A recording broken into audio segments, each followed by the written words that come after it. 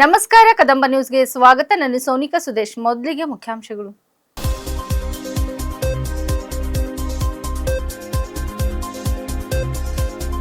ಪಡಿತರ ಅಕ್ಕಿ ಕಡಿತ ಆರೋಪ ತಡರಾತ್ರಿಯೇ ಭೇಟಿ ನೀಡಿದ ಶಾಸಕ ಶರಣು ಸಲಗರ್.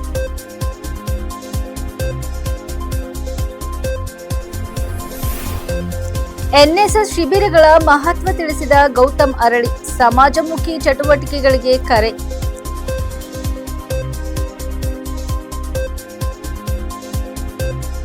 ಕುವೈತ್ನಲ್ಲಿರುವ ಬೀದರ್ ಜನರ ಜೊತೆ ಸಂಸದ ಖೂಬಾ ಮಾತುಕತೆ.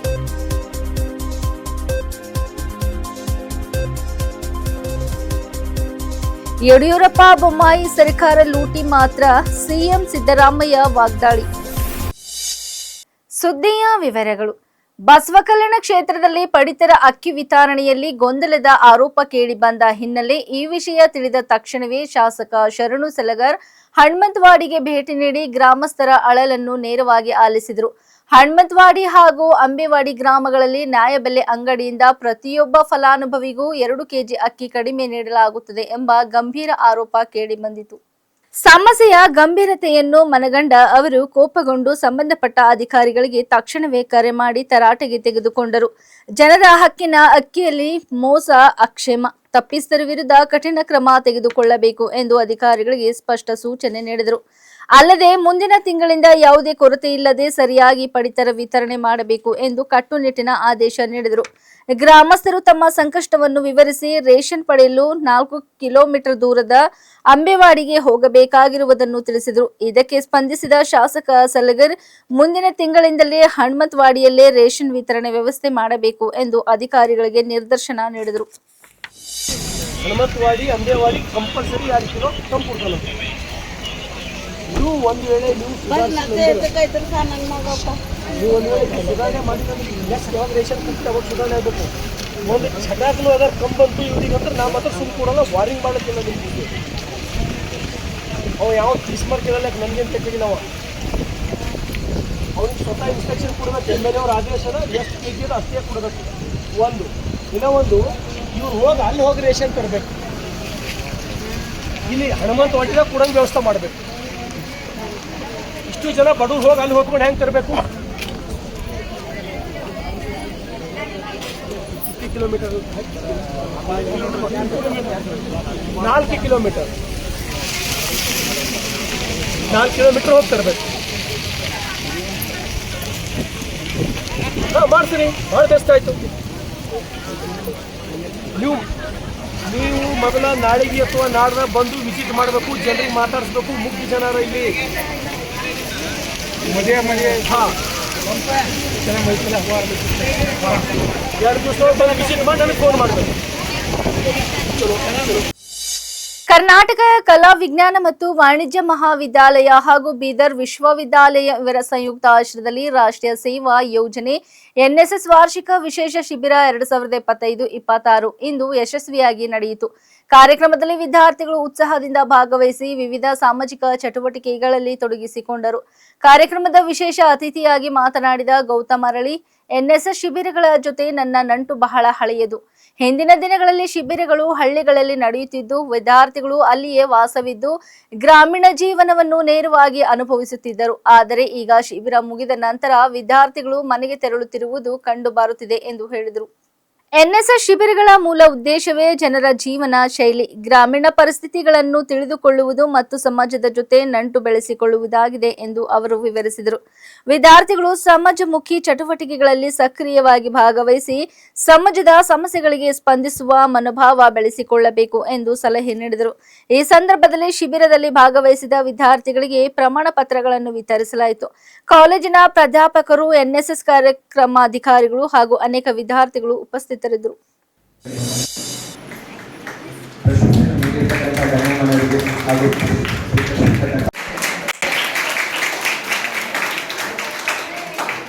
द्वितीय बहुमान टीचर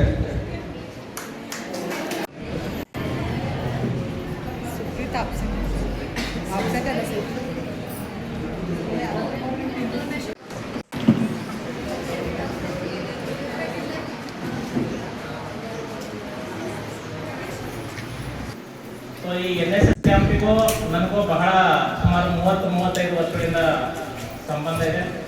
ಕಾರಣ ಏನಂದರೆ ಪ್ರತಿಯೊಂದು NSS ಕ್ಯಾಂಪ್ಗಳಲ್ಲಿಯೂ ಕೂಡ ನಾನು ಬಹಳಷ್ಟು ಕಾಲೇಜಿನ NSS ಕ್ಯಾಂಪ್ಗಳಲ್ಲಿ ಅತಿಥಿಯಾಗಿ ಭಾಗವಹಿಸಿರ್ತಕ್ಕಂಥ ಇದೆ. ನನಗೆ ಆಸಕ್ತಿ ಯಾಕೆ ಅಂತಂದರೆ ನಾನು ಬೀದರ್ ವೆಟರ್ನರಿ ಕಾಲೇಜಲ್ಲಿ 1990ರಲ್ಲಿ ನಾನು ವಿದ್ಯಾರ್ಥಿ ಪ್ರವೇಶ ಕೊಟ್ಟೆ. ಅವಾಗ NSS ಕ್ಯಾಂಪಿಂದ ಸ್ವಲ್ಪ ಜೋರಿತ್ತವ ಜೋಶಿತ್ತು ಭಾಳ ಇದೆ. ಸೊ ಜಿಲ್ಲಾ ಮಟ್ಟದಲ್ಲಿ ಕ್ಯಾಂಪ್ ಆಗಿರ್ಬೋದು, ವಿಲೇಜ್ನಲ್ಲಿ ಕ್ಯಾಂಪ್ ಆಗಿರ್ಬೋದು. ಕ್ಯಾಂಪ್ಗಳು ಅವಾಗೆಲ್ಲ ಹೆಂಗಿರ್ತಿದ್ವು ಅಂದರೆ ಹಳ್ಳಿಗಳಲ್ಲಿ 10 ದಿವಸದ ಕ್ಯಾಂಪ್ ಅಂದರೆ ಹಳ್ಳಿಯಲ್ಲೇ ವಾಸ ಆಗಿರ್ಬೋದು. ನೈಟ್ ಕ್ಯಾಂಪ್ ಅಂದರೆ ಕ್ಯಾಂಪ್ ಅಲ್ಲೇ ಆಗಿರಬೇಕು.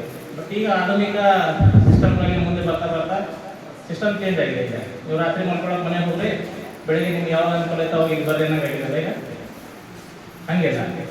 ಅದು ಸಿಸ್ಟಮ್ ಹೇಗಿರುತ್ತೆ ಅಂದರೆ NSS ಕ್ಯಾಂಪಿಂಗ್ ಸಿಸ್ಟಮ್ ಹೇಗಿದೆ ಅಂದರೆ ಕ್ಯಾಂಪ್ ಅಂದರೆ ಕ್ಯಾಂಪ್ ಆಗಿರ್ಬೇಕು. ಸೊ ನೀವು ರಾತ್ರಿ ಮಲ್ಕೋಬೇಕಾದ್ರೂ ನೀವು ಯಾವ ಪ್ರದೇಶದಲ್ಲಿ ವಾಸ ಆಗಿರ್ತಾರೋ ಆ ಪ್ರದೇಶದ ಪ್ರತಿಯೊಂದು ರಾತ್ರಿ ಮತ್ತು ಅರ್ಲಿ ಮಾರ್ನಿಂಗ್ ಹಿಡ್ಕೊಂಡು ಸಂಜೆ ತನಕನೂ ಎಲ್ಲ ಆ್ಯಕ್ಟಿವಿಟಿಗಳ ಬಗ್ಗೆ ಅರಿವು ನಿಮಗೆ ಮೂಡಬೇಕು.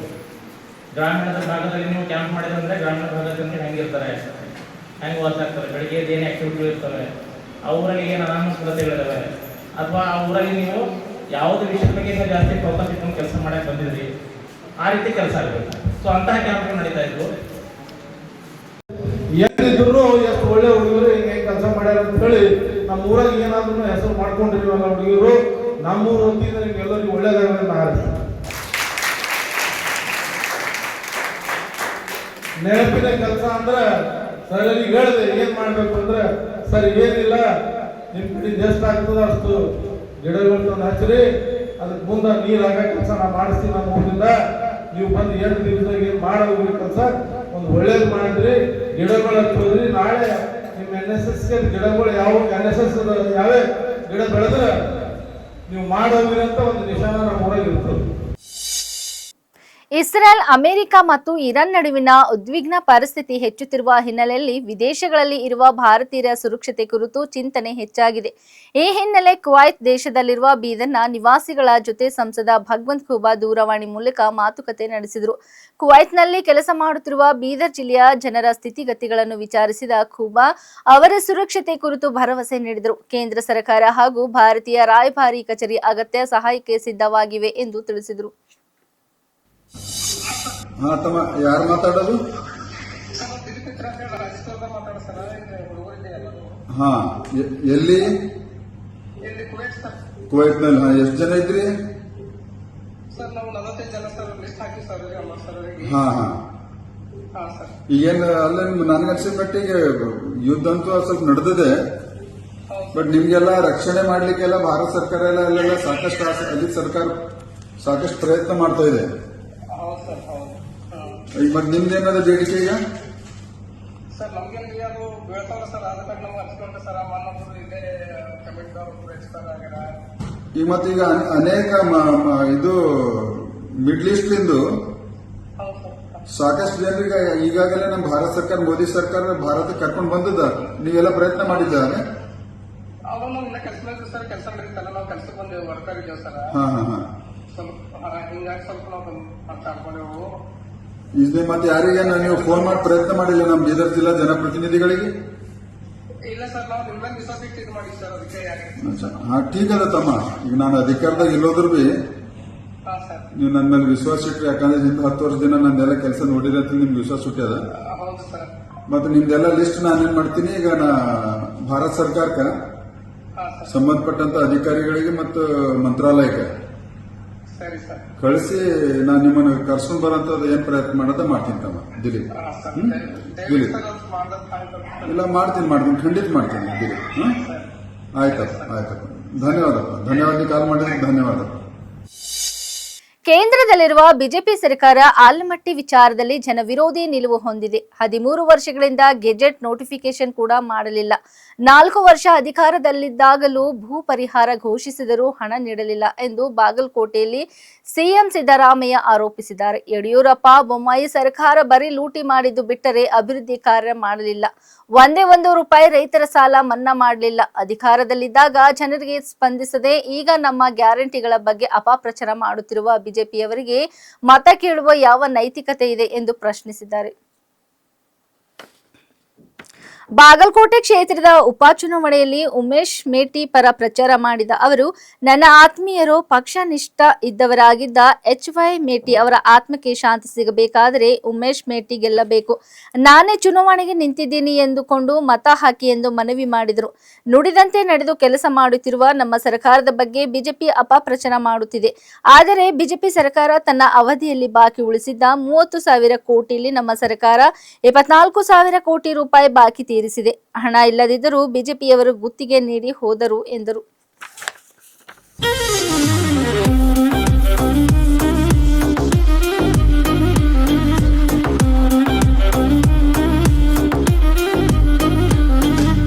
ಭಾರತೀಯ ಜನತಾ ಪಕ್ಷದವರು ಕೂಡ 4 ವರ್ಷ ಅಧಿಕಾರ ಮಾಡಿದ್ರು 2019ರಿಂದ 23ರವರೆಗೆ.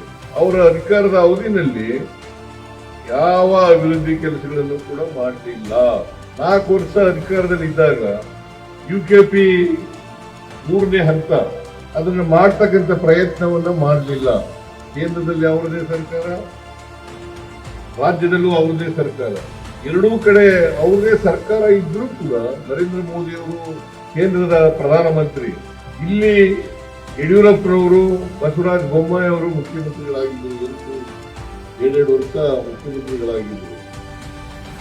ಅವ್ರು ಯಾರು ಕೂಡ ಪ್ರಯತ್ನ ಮಾಡಲಿಲ್ಲ. 3ನೇ ಹಂತ ತೀರ್ಮಾನ ಆಗಿ 13 ವರ್ಷಗಳಾಗಿದೆ. 13 ವರ್ಷದಿಂದ ಗೆಜೆಟ್ ನೋಟಿಫಿಕೇಶನ್ ಆಗಿಲ್ಲ. ಗೆಜೆಟ್ ನೋಟಿಫಿಕೇಶನ್ ಮಾಡಲಿಕ್ಕೆ ಯಾವುದೇ ತೊಡಕುಗಳಿಲ್ಲ, ಅಡಚಣೆಗಳಿಲ್ಲ. ಈ ಗೆಜೆಟ್ ನೋಟಿಫಿಕೇಶನ್ ಅನ್ನ ಮಾಡಲಿಲ್ಲ. ಜೊತೆಗೆ 4 ವರ್ಷ ಅಧಿಕಾರದಲ್ಲಿ ಇದ್ದಂತ ಸಂದರ್ಭದಲ್ಲಿ ಭೂ ಪರಿಹಾರ ಕೊಡ್ತಕ್ಕಂಥ ಕೆಲಸವನ್ನ ಮಾಡಲಿಲ್ಲ. ಅವರು ಭೂಮಿ ಪರಿಹಾರ ಕೊಡಬಹುದಾಗಿತ್ತು ಕನಿಷ್ಠ ಪಕ್ಷ, ಅದನ್ನೂ ಕೂಡ ಮಾಡಲಿಲ್ಲ. ಕಡಿಮೆ ದುಡ್ಡನ್ನ ಪರಿಹಾರವಾಗಿ ಕೊಡ್ತೀವಿ ಅಂತ ಹೇಳಿ ಘೋಷಣೆ ಮಾಡಿದ್ರು. ಅದಕ್ಕೆ ಭೂಮಾಲೀಕರು ಒಪ್ಪಲಿಲ್ಲ. ಆದರೆ ಆಲ್ಮಟ್ಟಿ ಡ್ಯಾಮ್ನ ಎತ್ತರ ಆಗ್ಬೇಕಾದ್ರೆ ಕೇಂದ್ರ ಸರ್ಕಾರ ಗೆಜೆಟ್ ನೋಟಿಫಿಕೇಶನ್ ಅನ್ನ ಮಾಡಬೇಕು. 13 ವರ್ಷ ಆಯ್ತು ಗೆಜೆಟ್ ನೋಟಿಫಿಕೇಶನ್ ಮಾಡಿಲ್ಲ. ನೀವು ಇದನ್ನ ಅರ್ಥ ಮಾಡ್ಕೋಬೇಕು. ಕೇಂದ್ರದಲ್ಲಿ ಬಿಜೆಪಿ ಸರ್ಕಾರನೇ ಇದೆ, ಇಲ್ಲಿ ವಿರೋಧ ಪಕ್ಷವಾಗಿದ್ದಾರೆ. ನಾವು ಅನೇಕ ಸಾರಿ, ನಾನು DK ಶಿವಕುಮಾರ್, ನಮ್ಮ ಉಪಮುಖ್ಯಮಂತ್ರಿಗಳು, ನೀರಾವರಿ ಮಂತ್ರಿ, ಅವರು ಹೋಗಿ ಪ್ರಧಾನಮಂತ್ರಿಗಳನ್ನ, ನೀರಾವರಿ ಮಂತ್ರಿಗಳನ್ನ ಭೇಟಿ ಮಾಡಿ ಅನೇಕ ಸಾರಿ ಹೋಗರಲ್ಲ ನಾವು ಗೆಜೆಟ್ ನೋಟಿಫಿಕೇಶನ್ ಮಾಡ್ರಿ, ಗೆಜೆಟ್ ನೋಟಿಫಿಕೇಶನ್ ಮಾಡ್ರಿ ಅಂತೇಳಿ ಇವತ್ತಿನವರೆಗೆ ಮಾಡಿಲ್ಲ. ಮಾಡಿದ ಕೂಡಲೇ ಅಣೆಕಟ್ಟಿನ ಎತ್ತರವನ್ನ ಮಾಡ್ತಕ್ಕಂಥ ಕೆಲಸವನ್ನ ನಾವು ಮಾಡ್ತೇವೆ. ಈ ಭಾಗದ ಜಮೀನುಗಳಿಗೆ ನೀರು ಕೊಡ್ತಕ್ಕಂಥ ಕೆಲಸವನ್ನ ಮಾಡ್ತೇವೆ.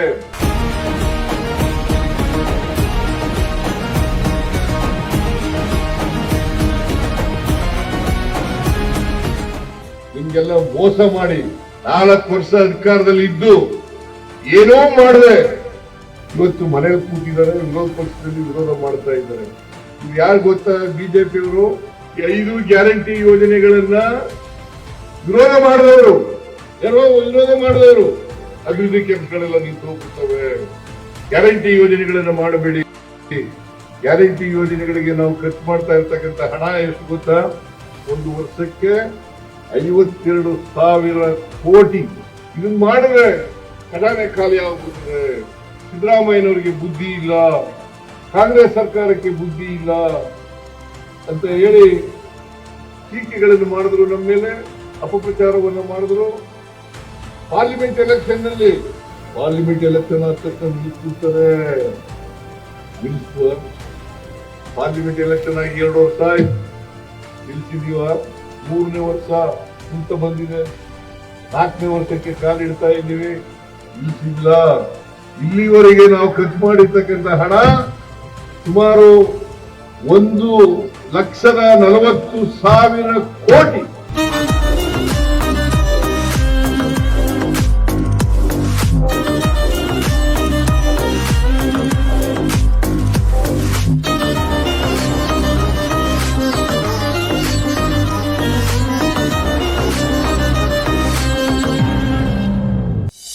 ಬೆಂಗಳೂರು ಸೇರಿದಂತೆ ರಾಜ್ಯದ ಹಲವೆಡೆ ಮುಂದಿನ 2 ದಿನ ಭಾರೀ ಮಳೆಯಾಗಲಿದ್ದು ಹಲವು ಜಿಲ್ಲೆಗಳಿಗೆ ರಾಜ್ಯ ಹವಾಮಾನ ಇಲಾಖೆ ಯೆಲ್ಲೋ ಅಲರ್ಟ್ ಘೋಷಿಸಿದೆ. ಬೆಂಗಳೂರಿನಲ್ಲಿ ಮೋಡ ಕವಿದ ವಾತಾವರಣವಿದ್ದು ಕಲಬುರಗಿ, ವಿಜಯಪುರ ಮತ್ತು ಧಾರವಾಡ ಜಿಲ್ಲೆಗಳಿಗೆ ಆರೆಂಜ್ ಅಲರ್ಟ್ ಘೋಷಿಸಲಾಗಿದೆ. ಬೀದರ್, ಬಾಗಲಕೋಟೆ, ಗದಗ್, ಉತ್ತರ ಕನ್ನಡ, ಶಿವಮೊಗ್ಗ, ಉಡುಪಿ, ದಕ್ಷಿಣ ಕನ್ನಡ, ಚಿಕ್ಕಮಗಳೂರು, ಕೊಡಗು, ಹಾಸನ್, ಮೈಸೂರು, ಮಂಡ್ಯ, ಚಾಮರಾಜನಗರ, ರಾಮನಗರ, ಬೆಂಗಳೂರು ಗ್ರಾಮಾಂತರ, ಬೆಂಗಳೂರು ನಗರ ಜಿಲ್ಲೆಗಳಲ್ಲಿ ಗುಡುಗು ಸಹಿತ ಸಾಧಾರಣ ಮಳೆಯಾಗುವ ಸಾಧ್ಯತೆ ಇದೆ ಎಂದು ಹವಾಮಾನ ಇಲಾಖೆ ತಿಳಿಸಿದೆ. ಉತ್ತರ ಒಳನಾಡಿನ ಕೆಲವು ಪ್ರದೇಶಗಳಲ್ಲಿ ಅಲ್ಲಲ್ಲಿ ಮಳೆಯ ಮುನ್ಸೂಚನೆ ಇದೆ. ಗಾಳಿಯ ಪ್ರಭಾವ ಹೆಚ್ಚಿದರೆ ಉಳಿದ ಭಾಗಗಳಲ್ಲಿಯೂ ಅಲ್ಲಲ್ಲಿ ತುಂತುರು ಮಳೆಯ ಸಾಧ್ಯತೆಗಳಿವೆ. ಇಲ್ಲಿವರೆಗೆ ಸುದ್ದಿ ಕೊಟ್ಟಿದ್ದು ನಾನು ಸೋನಿಕಾ ಸುದೇಶ್. ಮುಂದಿನ ಸುದ್ದಿಯೊಂದಿಗೆ ಮತ್ತೆ ಭೇಟಿಯಾಗೋಣ. ವಂದನೆಗಳು.